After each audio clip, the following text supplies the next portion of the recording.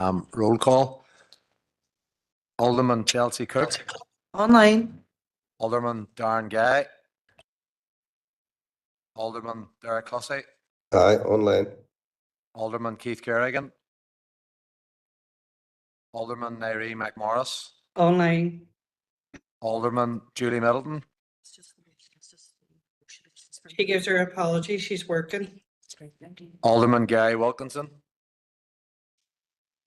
He's also working. Apologies for him as well, Barry. Councillor Jason Barr. Councillor Lillian Barr. Councillor Raymond Barr. Online, Barry. Councillor Paul Boggs. Barry. Councillor John Boyle. Councillor Shauna Cusack. Online. Councillor Caitlin Deaney. Councillor Caroline Devine. And Shaw. Councillor Gary Donnelly. Shaw. Councillor Alex Duffy. Councillor Sandra Duffy. Councillor Rory Farrell. Here. Councillor Sean Fleming. Shaw. Councillor Paul Gallagher. Shaw. Councillor Sean Harkin. Here. Councillor Brian Hart. And Shaw. Councillor Conor Haney. Shaw. Councillor Aisling Hutton. Online, Councillor Barry. Christopher Jackson. Councillor Fergal Leonard. And Shaw. Shaw. Councillor Patricia Logue. Councillor Catherine McDade. Councillor Emma Online, Barry. McGinley. And Shaw. Barry online. Councillor Rory McHugh. Shaw. Councillor Sean Mooney. Councillor Patrick Murphy. Shaw. Councillor Declan Norris. Councillor Anton O'Farrell. Shaw. Councillor Martin Riley. Here, Barry online. Councillor Brian Tierney.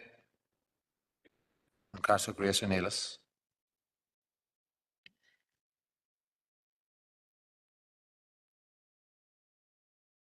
Good afternoon, everyone. I would like to remind everyone present at this meeting at the Guildhall or in attendance remotely that this meeting will be broadcast live to the internet and will be capable of repeated viewing. This broadcast may be terminated or suspended in accordance with our protocol. Due to your attendance at this meeting, you are consenting to being filmed and to the use and storage of those images for broadcasting or training purposes and for the purpose of keeping historical records and making those records available to the public. Members and approved speakers are reminded to only have their mics and cameras on while speaking at the meeting and to use the chat facility to highlight a request to speak. A copy of the Council's privacy notice may be found on the Council's website, www.derrystrabane.com. Declarations of members' interests? No. No chairperson's business at this time, so we'll go straight to item 6, and that is to hear from Mairead McCafferty and Alex Tennant from the Commissioner's Office for Children and Young People. You're very welcome. Thank you.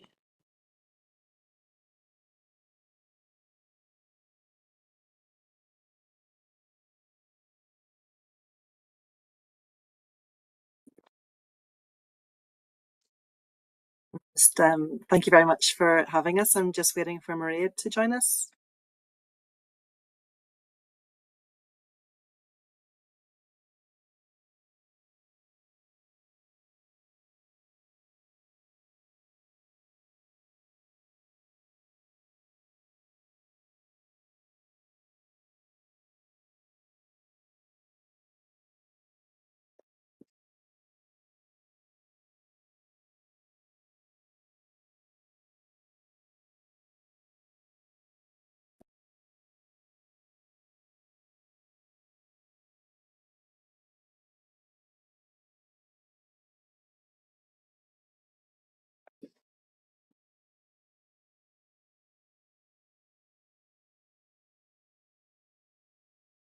Is she having problems logging in?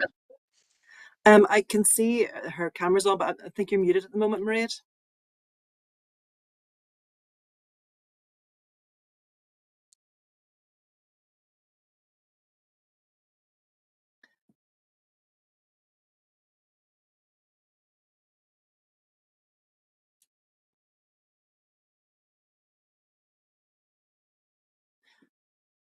Are you ready, Maria, to start the presentation?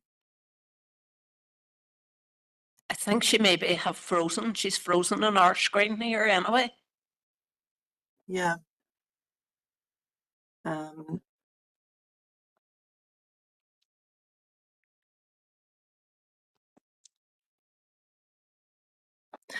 Would you like me to start maybe? And Maria Yeah, can if join you us want to go whenever ahead she's and ready. start, please, sure, and then we can go Okay. to Maria then. Thank you. Okay, Maria, will I make a start then, Maria? Are you able to join us now? Can you hear us? Okay, I'll make a start then. So thank you very much for the invitation. We were really pleased to see that the Derry City Council, Derry and Strabane City Council, has had a focus on child poverty and has taken into account the report from the Special Rapporteur on Extreme Poverty. Obviously, child poverty is one of the main and most significant child rights violations in Northern Ireland. So it's really important that district councils are taking child poverty into account. So we're really pleased to see your motion. And Maria, if you wanted to step in at any point, if you unmute, if you can hear me. So the presentation, the next slide then, please.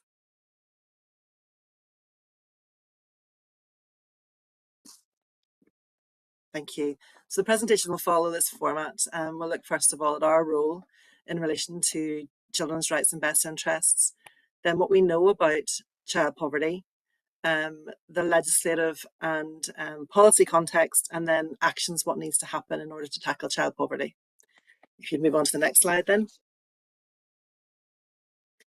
So NICI was set up in 2004 as an office, statutory body to promote and safeguard the rights and best interests of children and young people. And we do this through monitoring delivery for children and young people, advising government and other public agencies, and challenging them as necessary. And we would do this in relation to all relevant authorities. So that's, you know, central government departments, ministers, but also bodies like yourselves. All our work is based on the UN Convention on the Rights of the Child and is informed by that. And our remit includes all children up to the age of 18 or up to 21 if they're disabled or care experienced.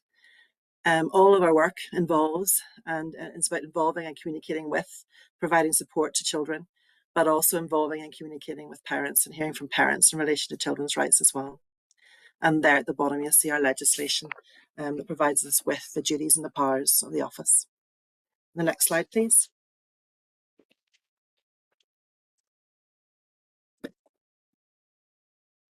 So what do we know about child poverty?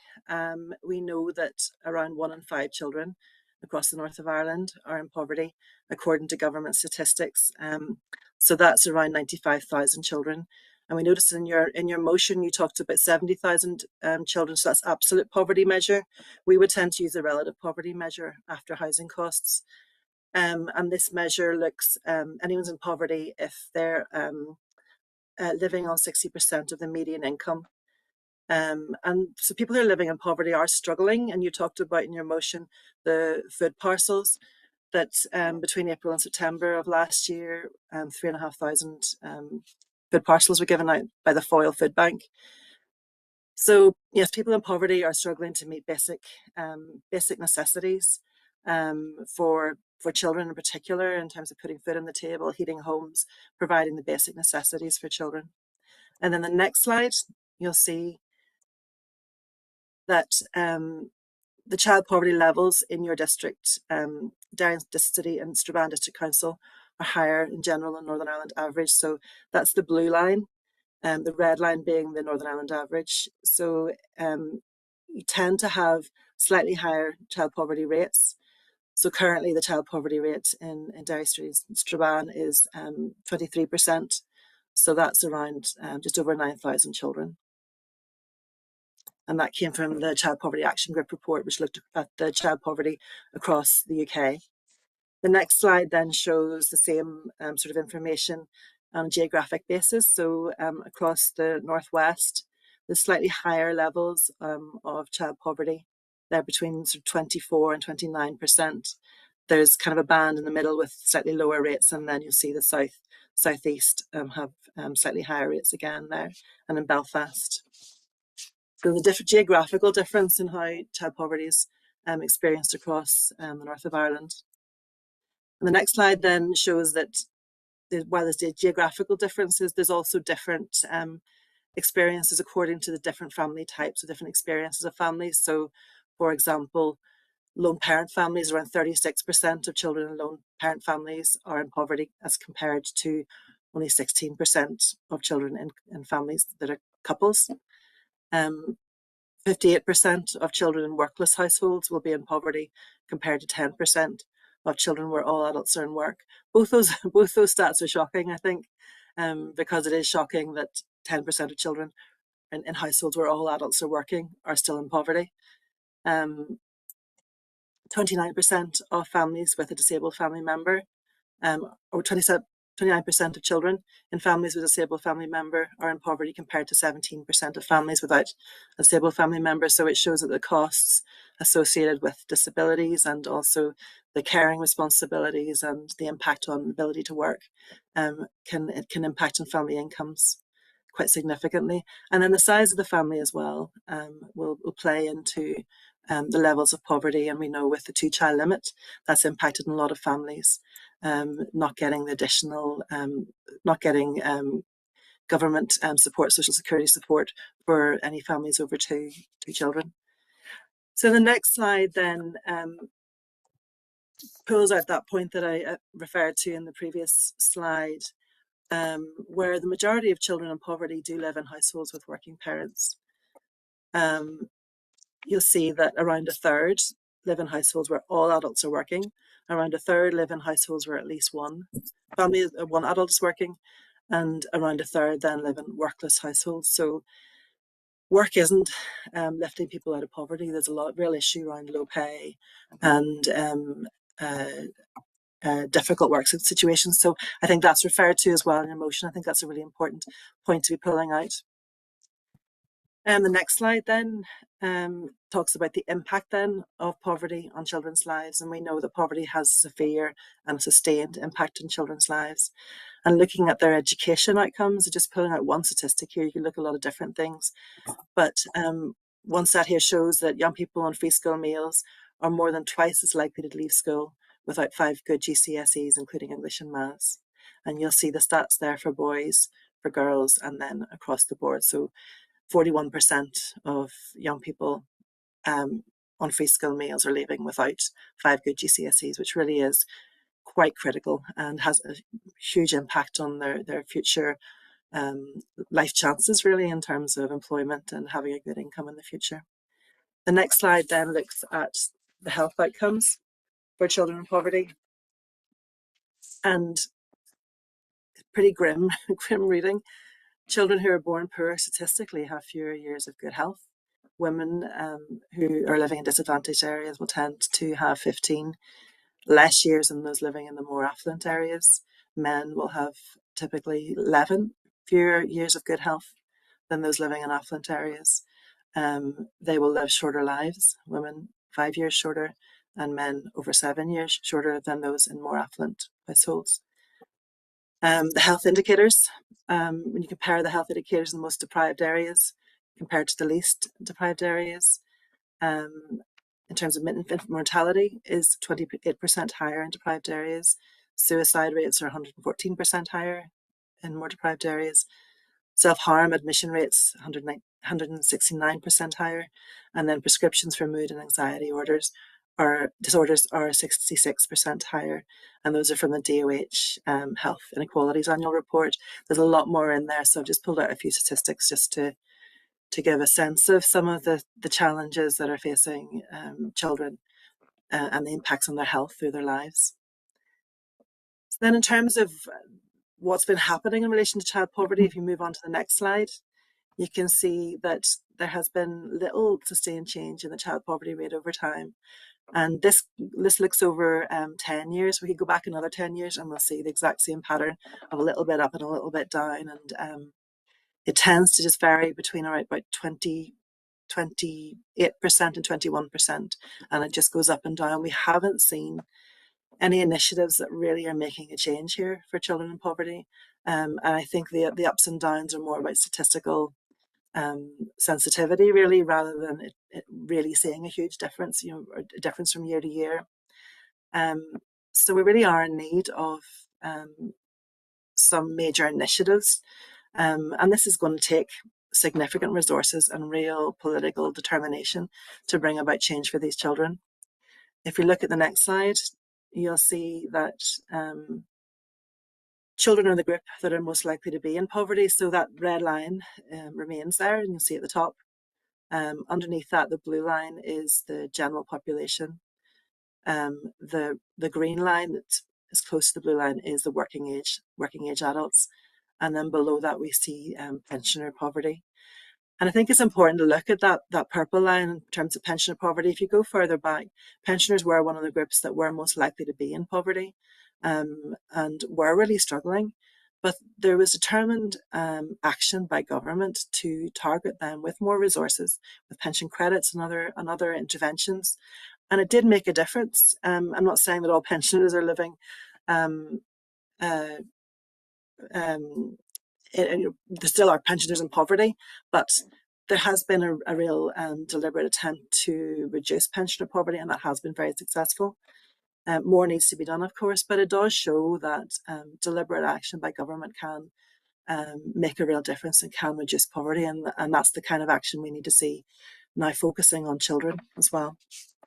Let me just look at the next slide, and Mairead was going to come in at this point, so we'll maybe have a wee pause and just see whether Mairead's able to join us. Can people hear me okay now? Yes. Yeah, we can, Mairead. Can I just give sincere apologies because of the IT difficulties I've been experiencing? So that really delayed me getting on. So again, apologies for that. IT is wonderful when it works. Yes, as Alex said, just to give a wee bit of the context in terms of the legislative and policy context, obviously you'll know that Nikki's work is founded and grounded in the UN Convention on the Rights of the Child. And you'll be aware, and I'm sure Alex has covered this, that the UN committee had called for the Northern Ireland budget to be withdrawn last year. Obviously that didn't happen. But we do very much look at the concluding observations that come out from the UN committee in June 23, and we will be monitoring government's progress on those. In terms of children and young people's rights, obviously children and young people, like all people, are inherent rights holders.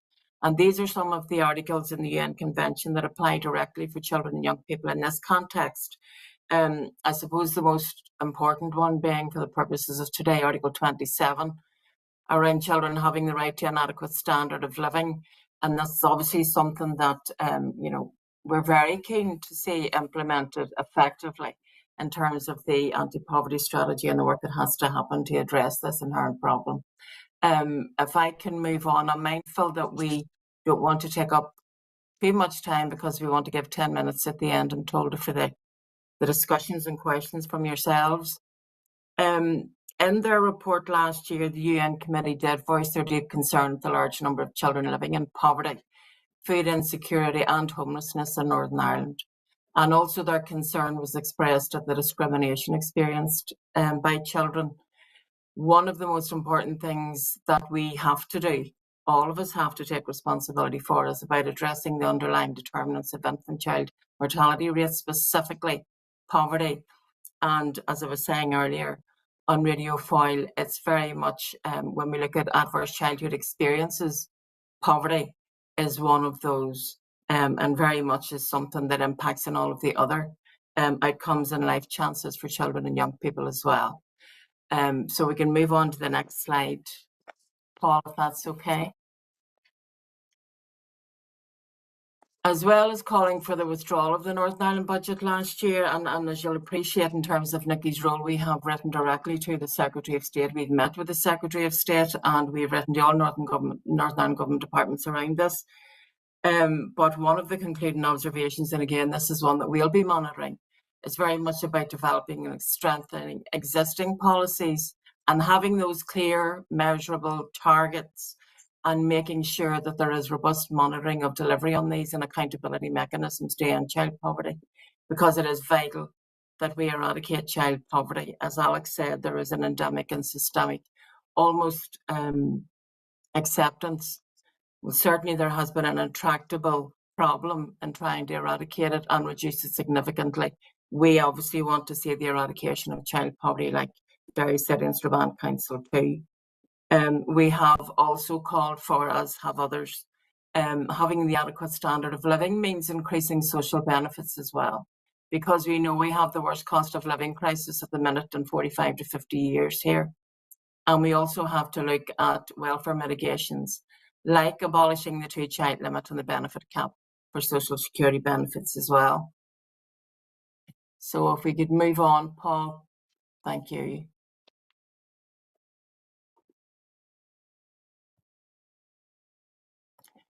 These are some of the things we just wanted to highlight in terms of the discussion today.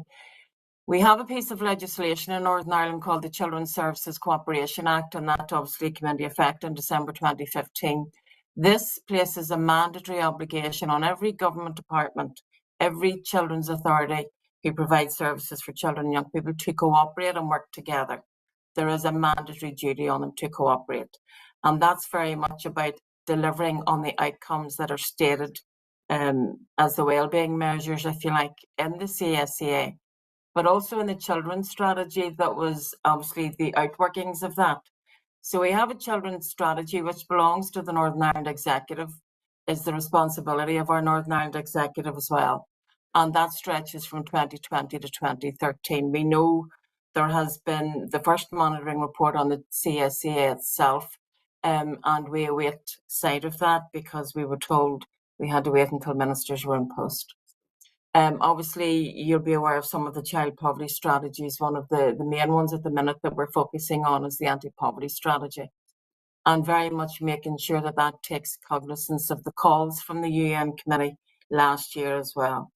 You'll all be aware of the cuts to the Northern Ireland budgets this financial year and the extreme concern, issues that has caused right across the public sector in Northern Ireland society, and obviously felt more where services were being cut by departments who obviously were cutting their budgets accordingly. But we have found, and we have obviously taken this up with all of the departments, it is always children who feel the worst impacts of budget cuts. We know programmes like the Holiday Hunger Programme, Healthy Happy Minds programmes in education, and various services across health in terms of access to treatment has all been very much adversely impacted. So as you'll appreciate, we've also advised the departments around their EQIAs, and we've also recommended that they actually start doing child rights impact assessments, and we can say a wee bit more about that at the end. So we can move on to the next slide, Paul, thank you. So in terms of some of the proposals and the anti-poverty strategies, you can see there, these are very much a summary of those. And it is about fundamentally increasing family incomes. You put more money in the purse of a family or the wallet of a family, then you will absolutely have a positive impact on that child's living experience. We also need to look at how we can reduce ways to reduce family outgoings and provide accessible childcare, as we've all been aware of in the media recently. There's been a big focus on this. And obviously providing that additional support to vulnerable children and families. And I can see from the motion that Derry City and Strabane Council obviously put out last November that you have already started putting measures in place, which is absolutely commendable and very, very welcome as well. When we talk briefly about family incomes, and we can move on, Paul, we are talking about introducing a new weekly payment for children in poverty of £20 per child per week. We know in Scotland this was £25 as well, and the Scottish Government have been able to do this. We are also aware that the impact of the austerity measures over the past 12 years have really adversely impacted social security benefit levels as well. So we would like to see those restored in terms of the value to pre-austerity levels. And also to address low pay, promote living wages, look at 0 hours contracts and the very precarious nature of work for many adults and many families today. When we're looking at making family outgoings less, and this is the next slide, we talk about making education free. Nikki's obviously produced a report around the cost of education, for example. And obviously school uniforms has been a perennial issue that has cropped up every year for the last number of years. It's also about making sure that we look at supporting vulnerable children with breakfast clubs and the educational maintenance allowance as well. We have also called for free travel for children and young people up to the age of 21, and also improving that travel in rural areas, which will be an issue for yourselves obviously as well. But it is very much about focusing on that support for families in terms of the increasing cost of the basic necessities of food and fuel, etc., that you'll all be aware of and familiar with in terms of your calls and your own work as well. When we're talking about childcare on the next slide, then it is very much, as everyone will be well aware, about accessible and affordable high quality childcare that has to be fully funded. We're aware, for example, in England, this coming September, families will be entitled to 30 hours free childcare a week. And we don't have that here. And that really is one of the big barriers for people getting into work. So it is very fundamentally about addressing that too. We're also looking at that at ages 1 to 4. We know in some cases in England that has actually extended more. And it is very much about ensuring that flexibility and provision as well. And you've heard, I'm sure, lots of reports in the media from our childcare providers across Northern Ireland and what needs to happen to improve that situation. So in terms of the next slide in addressing child poverty, again, this is about providing additional support and recognising that we have cohorts of children and young people who are particularly vulnerable. And that will be children with disabilities, traveller and Roma children, children living in rural areas, asylum-seeking or refugee children, and homeless children and families, young carers, and those young people in care or leaving care as well. So these are just some of the more vulnerable children and young people as well. If we can move on to the next one. So in terms, very quickly, and I know you'll probably want to ask and discuss this further, what can councils do to address child poverty? And obviously we saw the council stepping up and the great work that was done during the COVID lockdown supporting families, and particularly vulnerable families and children. But there are things that councils can do and are already doing from what you've already been working on. But community planning and focusing on child poverty and working with your partners across the piece in terms of having that targeted approach to what everyone can do to alleviate child poverty, as we have our executive work on it more effectively as well. Very much about supporting the community and voluntary sector for obvious reasons, and again speaking as well to the living wage, because we know that sometimes people do so much in the voluntary sector, and it's absolutely vital because our statutory bodies depend and rely on our NGOs. There's also a call for hardship funds, and we know, and I know people have raised this, you know, we hear all the time about the financial pressures across the board and across the public sector. But it is very much about being creative. It's about working with our partners. It's about working with central government and seeing if there's any way that that can be something that can be considered by all councils across Northern Ireland as well. It is very much about looking at what we do locally, because what we do locally then translates across the whole of Northern Ireland too. And it is, and I think Alex has probably said this already, absolutely commendable and welcome and vital that your council has focused on this and is focused on it and is so concerned about it, has called special meetings to address it. And I think, and I would hope, that some of the good work that's coming out of Derry City and Strabane Council is work that can be translated across with your partners across all the other council areas as well. And that everyone can learn from each other when there's good practice that has actually been implemented as well. There's a final slide here very quickly. And we just want to flag this up with you because, again, this is about child's rights impact assessments. These are not a mandatory obligation when you're developing policies and strategies or indeed legislation. What we want to see being done, and we've done this with all of our departments, we've talked with all of them, we've done training and provided that online. It's very much about getting it right from the outset. If anyone's changing a policy, putting a strategy in place, then they need to look at where it could possibly adversely impact,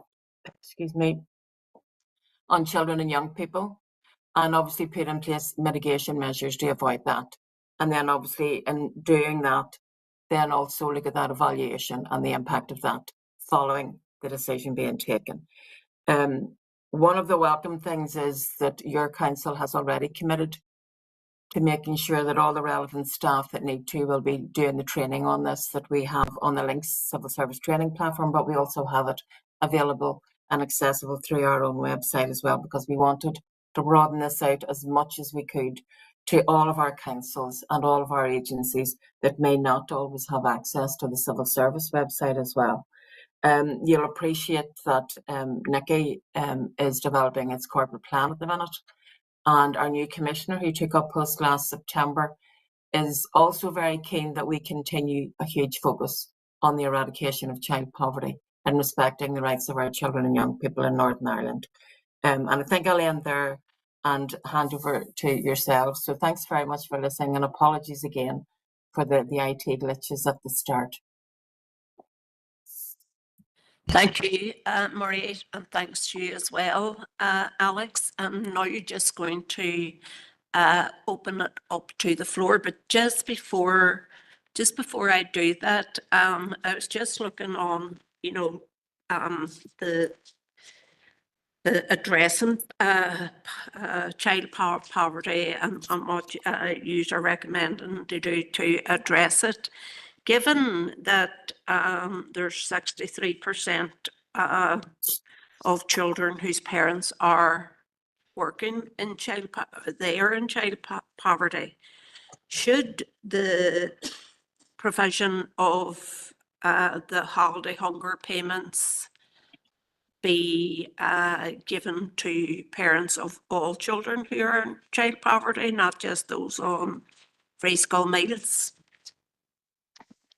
If you want to, Yeah. thank you. This is actually something that we've been looking at. We have found we sitting on the anti-poverty strategy co-design group with Department for Communities, we were hearing for some of the groups that there were families who were working who were in receipt of no benefits and were not eligible for free school meals. And we asked the statisticians to look at this, and they found that only around a third of children in poverty were eligible for free school meals, because the measure just really isn't a great proxy for poverty. And one of the main reasons for families being excluded from that was because they were working and they weren't eligible to other benefits, the benefits that would passport them into the free school meals entitlement. So we think that needs to be corrected. We think that the free school meals entitlement needs to be amended to much more closely, to make sure that every child in poverty is eligible for it. And then following from that, we do think that the free school meals holiday payments have to be returned again, and that they need to be made again to all families with children in poverty. Yes, thank you. Just going to open it up to the floor now, and first have Councillor Harkin, and then Councillor Farrell, and then Councillor Gallagher. So go ahead, Councillor Harkin. Thank you, Mayor, and can I just thank the Mairead and Alex for their presentations, and thank you to the Commissioner as well for the report, because I think the contents of it are very, very important, and they're alarming, but they're very, very important. And look, I'll just say a lot of our discussions in the Council over the last couple of years have been on the basis that there is no government, and that there's no government that is going to offer any assistance to address the many problems that we have. And now there is a government back, and I think that changes how we think about this, and we should be raising our expectations for what we think can be done. And look, I think any level of child poverty is unacceptable and really disgraceful, and is really a measure of our society in terms of its ability to take care of its citizens, its residents, and its ability to care for everyone. So the fact that we have 100,000 children, almost 100,000 children here in the north of Ireland living in poverty, is an absolute disgrace. And I think it is one that makes me, and I'm sure everybody else that's in here, extremely angry. I became a socialist because of poverty, because I just couldn't understand why we lived in a world with so much wealth that anybody would be living in poverty. And here we are, supposedly in one of the richest societies on the planet, and we have nearly 100,000 children living in poverty. And in our district, we have more than 9,000 children living in poverty, which is just, it's higher than the average for the North. And I think that this is just, it's infuriating, because children don't get to decide where they're born. Children don't get to decide what economic bracket they're born into. They don't get to decide who their parents are. They don't get to decide what community. They're completely vulnerable to all of that. And yet so much of their lives are actually determined based on what class they're born into. And we know that this is, this hits Catholic children, Protestant children, children that are in families that don't identify with any of the main traditions here. And so this is something that everybody should be, very concerned about and very much wanting action to be taken. And I think the thing that's infuriating about the report that the Commissioner provided is that, it states that no change has happened really over how many years, over decades. And the amount of paper that's been through Stormont is, there's been talk of anti-poverty strategies now for decades. None of it has been implemented. And whatever has been implemented, none of it has actually addressed fundamentally the levels of child poverty in our society. So that for me represents a huge failure of government. It's not one executive, it's not one minister, it's executive after executive failing to actually put a dent in the levels of child poverty that we live with here in the North. And the thing about child poverty, and this is true of the report as well, it's not just that you have less money. Every indicator here, infant mortality rates are worse than in areas where there's high levels of poverty. Suicide rates are worse. Self-harm admission rates are worse. Prescription for mood and anxiety disorder statistics are worse. So, poverty, child poverty shapes so much of your lives. And that is why I think that this has to be, if not the main focus of government, a main focus of government going forward. But, I think we have to acknowledge that, government has absolutely failed when it's come to addressing this. And then there's a few things that I think about the report that are very, very important. One is that we were told if you get a job, you'll lift yourself out of poverty. That used to be what people in Derry were told. There's too many people unemployed. Nobody wants to work. And then we look at these statistics, and the vast majority of children living in poverty are in homes where parents are working. So that is just shocking. It just tells you that people are not being paid enough. And this is in a context where it seems like every week, last week it was Ulster Bank announced that they had made record profits that they had never seen before. That's Ulster Bank in the North. And then this week it's HSBC making absolutely huge profits. And the thing about it is that, I think that there's two things. Poverty doesn't just happen to children. Poverty is the result of government policy that actually creates poverty. And government has a duty to actually address poverty, because it can take all sorts of measures, many of them that are highlighted in the report, to take action. But I think alleviate poverty is not the goal, right? Because maybe that's the problem with Stormont, that Stormont has been operating on the assumption that we need to alleviate poverty. And alleviating poverty leads on then to managing poverty. And look, there is people at food banks doing wonderful work. There's people across our community sector and really across all the sectors trying to help people who are in poverty.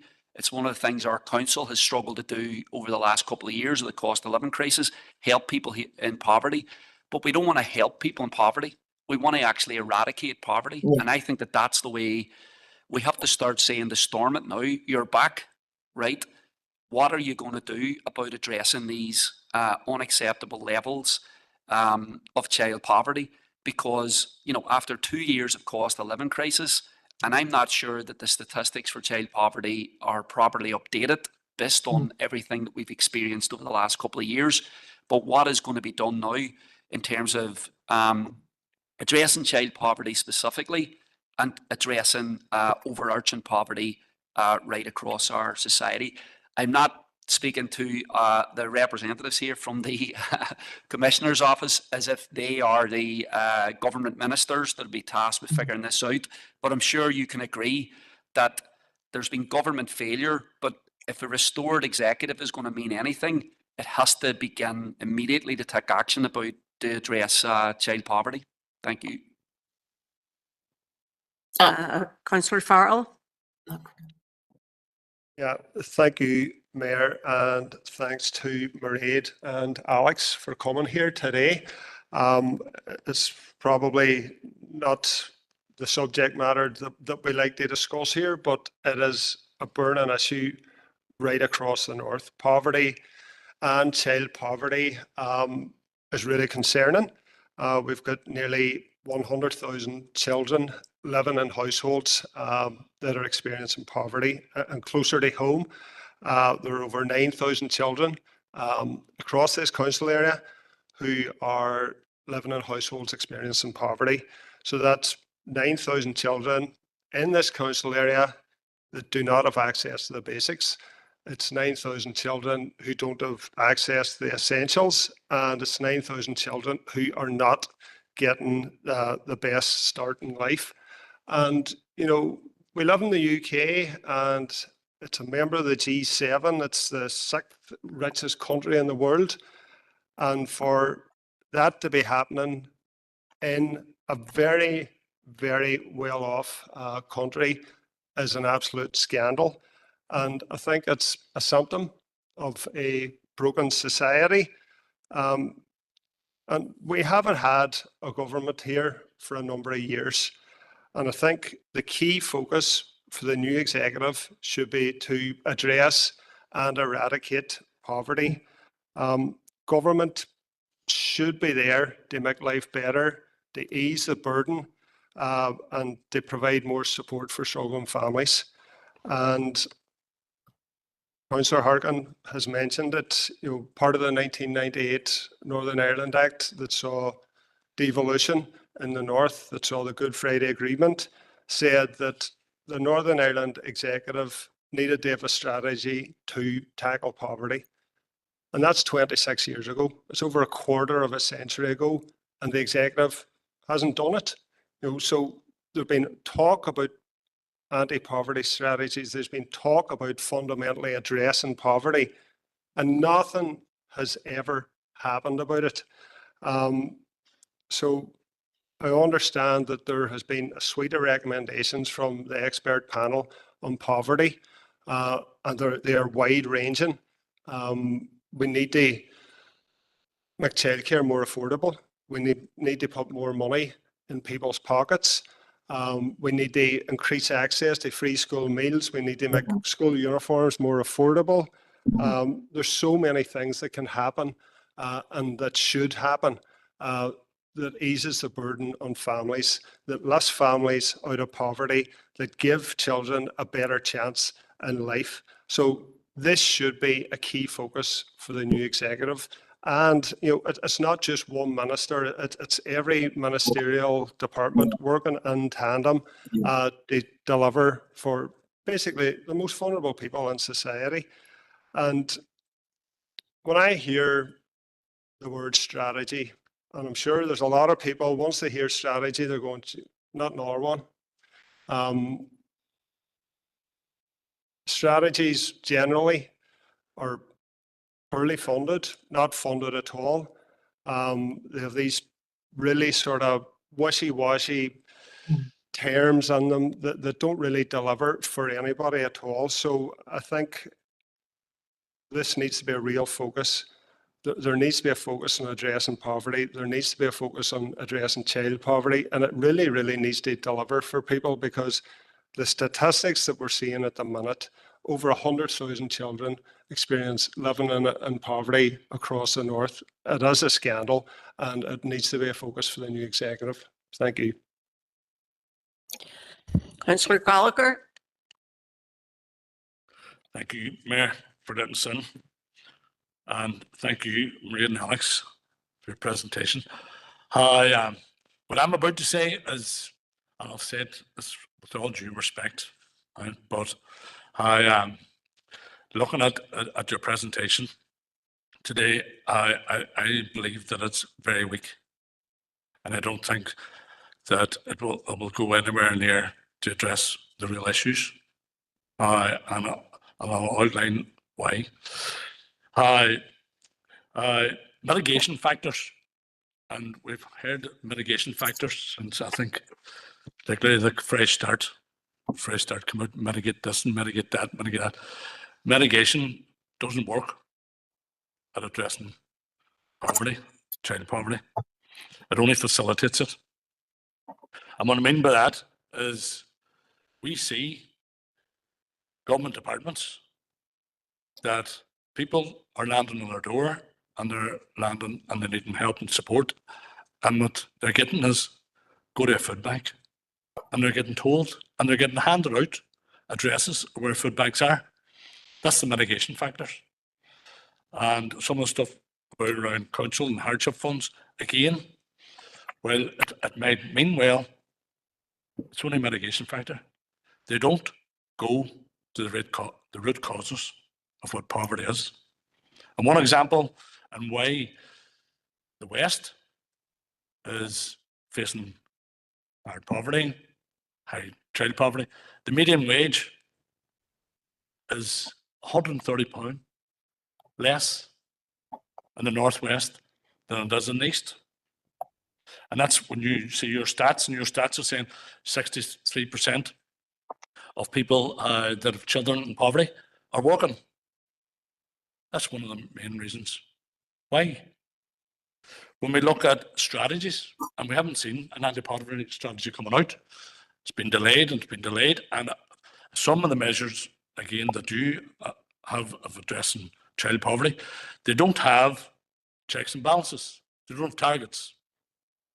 They don't have outcomes. They don't have any reviews. They don't have any geographical discrimination.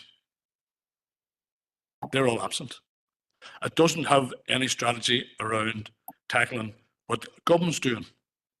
Government has withdrew grants to families that were or are receiving free school meals, but are not getting the grant in holiday time.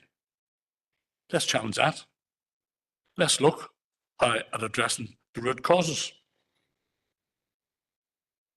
When we're talking here in the strategy, we're talking like it's the working poor. And what are they facing? They're facing higher interest rates. Just last week, big rise in here of domestic rate. Pay.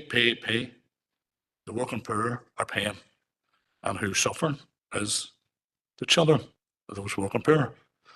So any strategy that's coming out needs direct targets.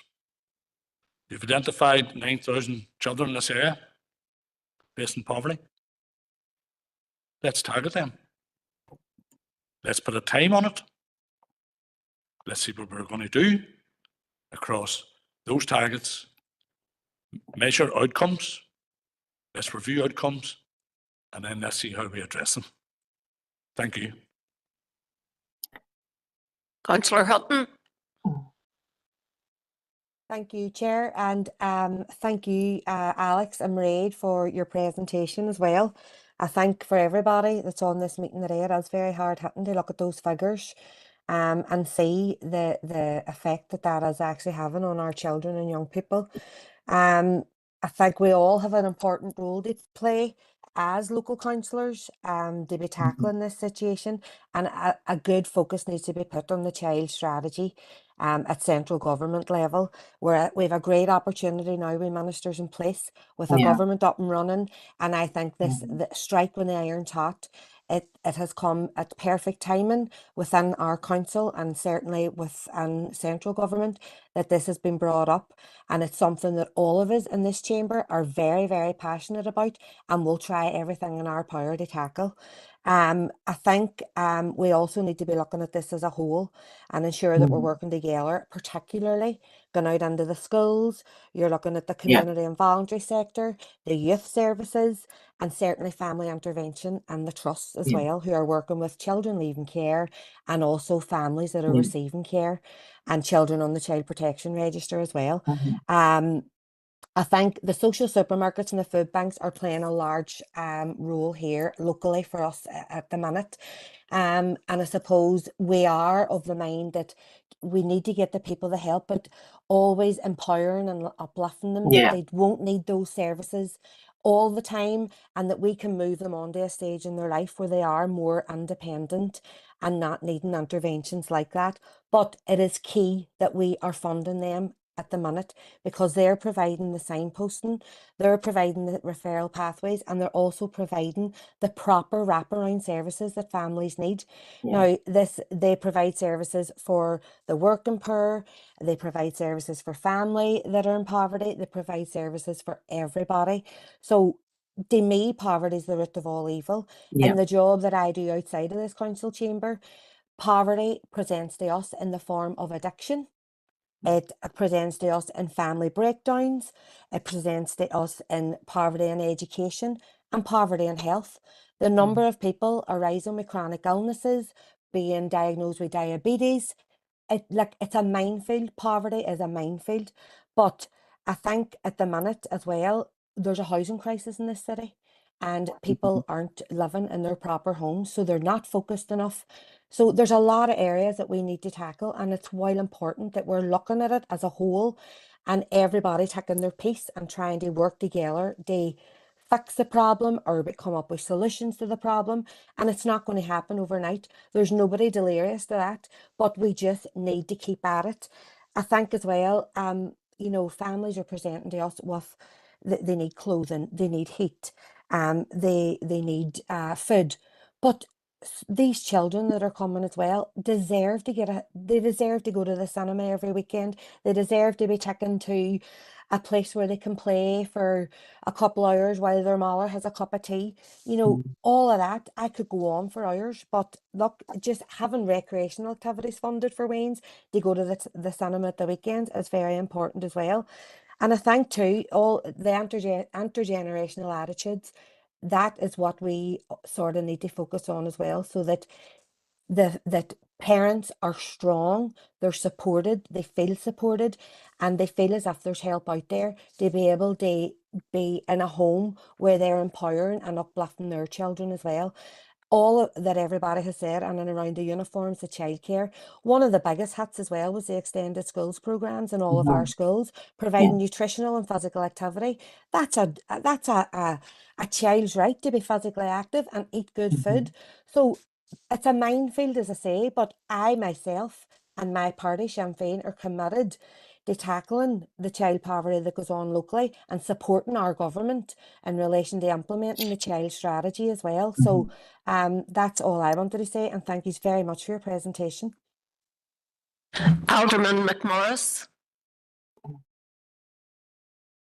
Thank you, Mayor, for letting me in.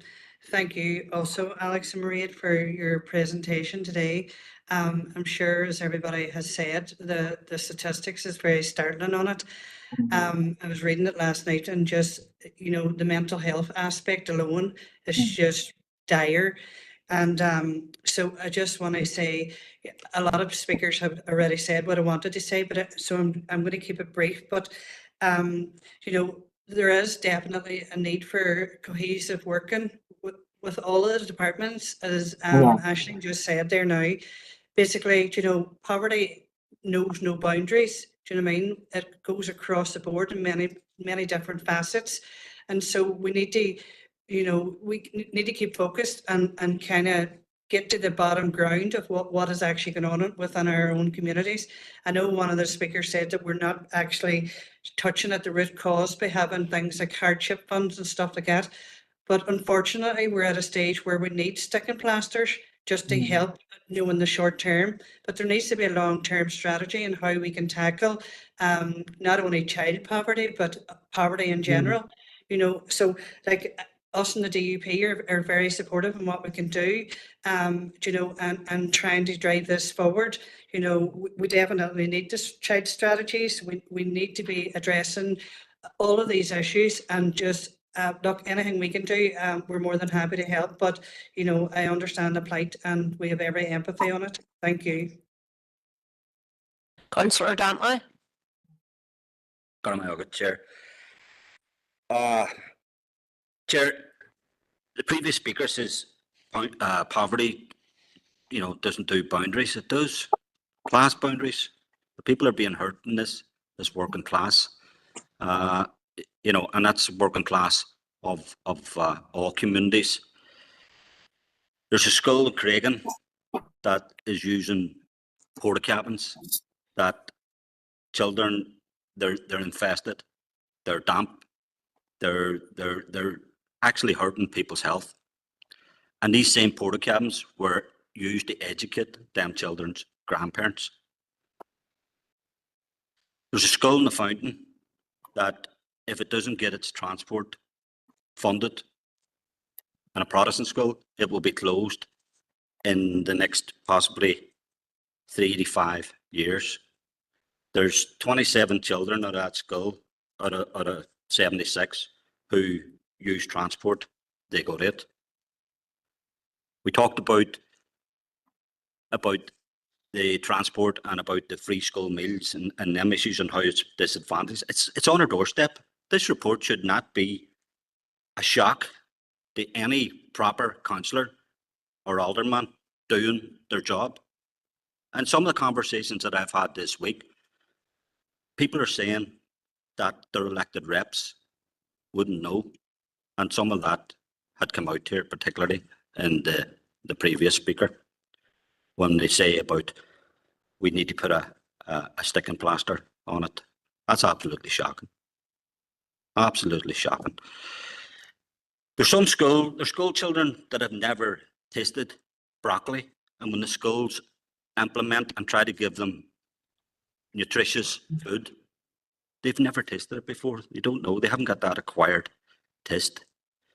There's a school in Craigan that has to spend thousands of pounds to deliver a free school meal in January, and what they've noticed is that the attendance goes up when that happens. And for some children, it may be the only proper meal that they have. The porta cabins, okay, they're saying they're going to. It was priced 3.5 years ago.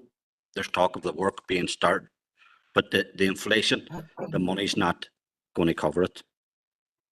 And these are our children. These are our grandchildren, and we shouldn't. How are we shocked? How are we surprised? Unless there is a disconnect. When we talk about, and we've had schools closing down, like Mullaboy, and our rural school. Where does them children go to? Where does the children who go to Fountain go to? They have to travel, more expense from parents that can't afford it. We talk about some of the work that this council does, and we can pat ourselves in the back, but there's serious issues from some of the work that this council does, because there's a lot of people in this council area who are excluded and marginalised.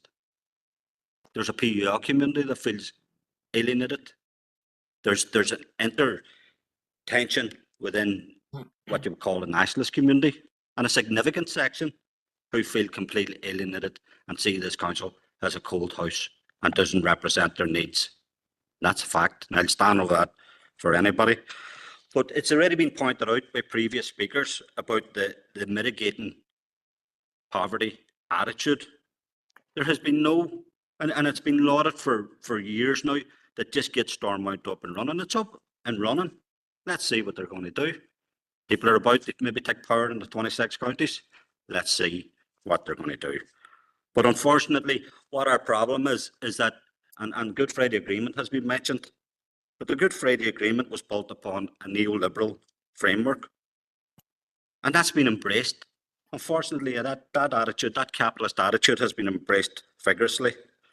We've seen people embracing private finance initiatives, billions of pounds that has to be paid over maybe 25 years, including schools, hospitals, infrastructure. We've seen people embracing cuts and sanctions on our community, which include bedroom tax. We have serious problem with housing, as outlined by Councillor Hutton. And just try and get a GP for your sick child. And people can't blame the Brits anymore. They let it storm out, get it open, get it open. They have it open, step up the plate, sort it out. Thank you.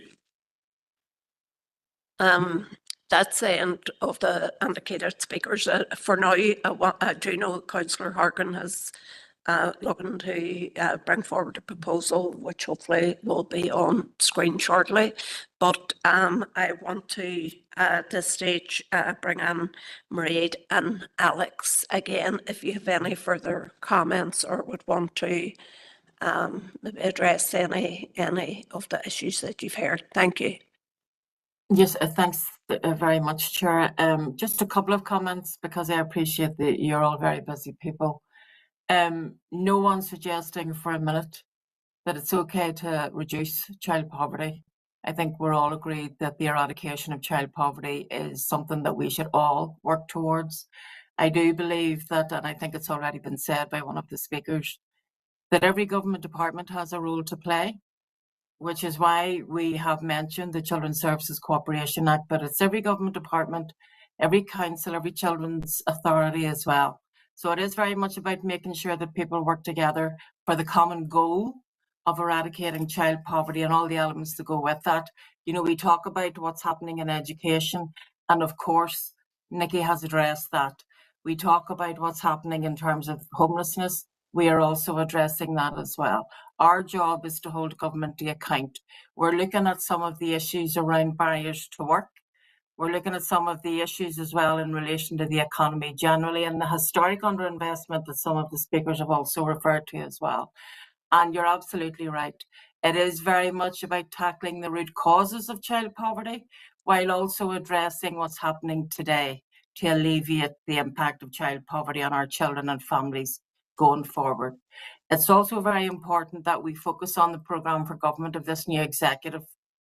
And I am assuming, and obviously it's key, that this council and other councils across Northern Ireland feed into that and advise on that as well in terms of the issues that are specific to your council area as well. And we will obviously support a programme for government that seeks to eradicate child poverty and addresses all of the issues across all of the government departments that are systemic and endemic and seem to have been apparently intractable, as Alex was referring to earlier on as well. So we, you know, don't be under any illusion that we are soft.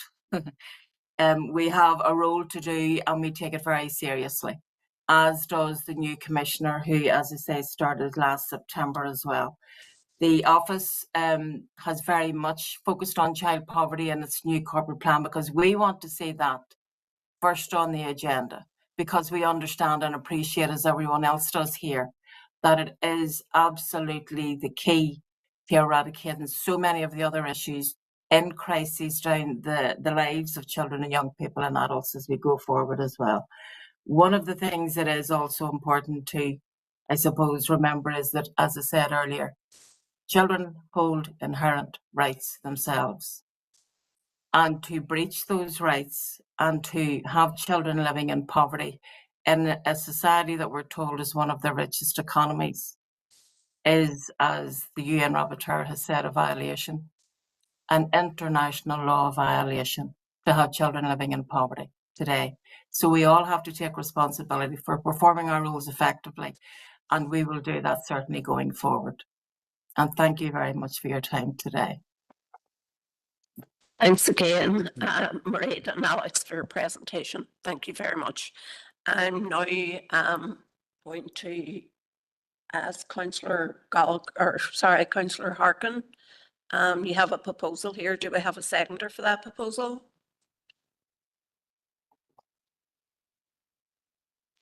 Thank you, Mayor, and thank you, Councillor Farrell. Look, I think that this is an opportune time for us to be discussing child poverty. I mean, when the motion went in, we had no idea that Stormont was going to be back in the new year, and it is back. And I think that there's a lot of us here who probably don't have a lot of confidence that the Stormont executive will address the things that we think are a priority, given the track record of Rory and Paul both emphasised how Stormont has failed to address poverty with a strategy and implementation over the last 26 years. That's nearly 3 decades of failure. But I think now that the government is back, we have to put demands on it and start asking questions. And I think that Councillor Gallagher's right. What we want is specific actions that are detailed for us, and we want accountability. So which department is going to do what?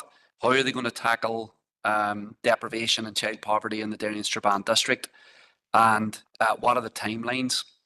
And I think that we shouldn't wait. So the proposal here is really to write to everybody that has some responsibility for addressing child poverty, to basically get them to put in writing to us what their plans are, so that we can then hold them accountable for that.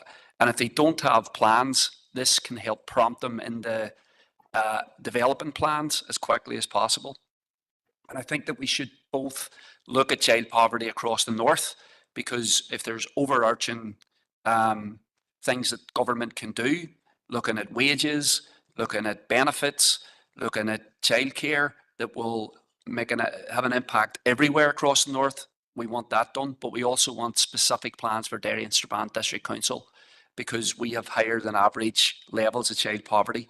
So I think that what this proposal is really to contact the Executive Office, Secretary of State, and the relevant ministers for plans in terms of what they are going to do now that they're back up and running, now that budgets are going to be settled for what they can do to begin to address child poverty.